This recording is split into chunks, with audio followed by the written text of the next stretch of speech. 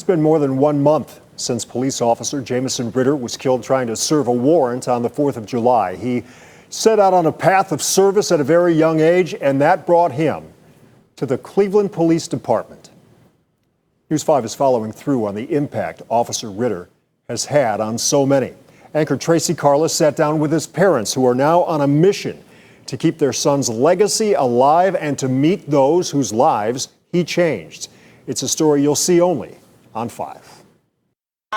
Cleveland Police Officer Jamieson Ritter went the extra mile to connect with the Cleveland community that he protected and served. He liked Cleveland and he loved the area. He wanted to make a difference. And he said those words to me: "I want to go out, Mom, and I want to do a job that I can make a difference in people's lives." And in his young life and short police career, he did. It was heart-wrenching. Like, wow, we really lost a good one because he was one of the good guys. Mark Jones watched as the 27-year-old police officer spent time with his 2 children. Officer Ritter was on routine patrol when he spotted the family outside. He stopped and let Mark Jones II and his big sister hop behind the wheel of his police car. It stops the fear of police officers. You know, most young black males, they see police, so they just automatically get afraid. So when they start introducing themselves, when they see they're people just like us, you know, they just have a job to do. This video was taken in May. Jamieson Ritter was shot and killed in the line of duty 2 months later. For the first time, his heartbroken parents sat down to talk to me about their youngest child. We hear all these stories of things that Jamieson did as a police officer, and to be blunt, if Jamieson wasn't murdered, we never would have heard any of these. When Mark Jones II and his classmates took part in the Lexington Bell Early Learning Center Preschool Recognition Day,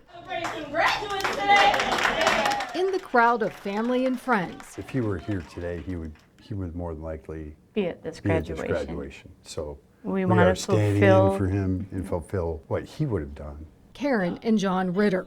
They stood in place of their son. When Officer Ritter's parents heard about this celebration, they had to be here. It has been a desire of mine to meet all the people that we've seen videos or heard stories about that Jamieson touched, because I'm obviously very proud of him, and I want them to know he's my son. So I wanted to meet them. During the ceremony, the moment when strangers became friends. Do you remember that night you were jumping around in Jamieson's police car? That bring joy to your heart?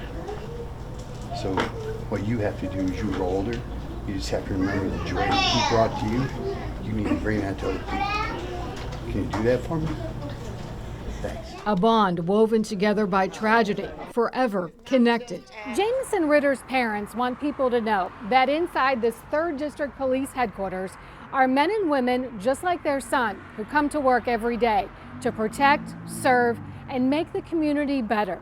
And there are hundreds of Cleveland police officers that are out there grinding on the streets through 12-hour days for weeks and months at a time without a day off.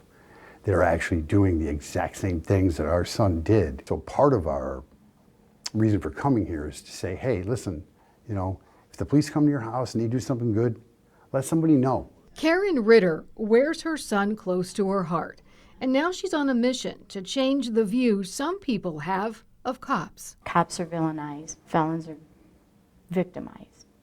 We want the change to be cops are your friends. They've always been your friends. You call 911 because you need them to help you. That's exactly what they're there to do. For one little boy, thanks to one young officer, mission accomplished.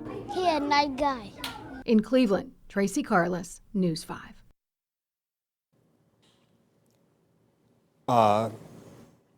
Little Mark Jones II told Tracy he wants to be a police officer when he grows up.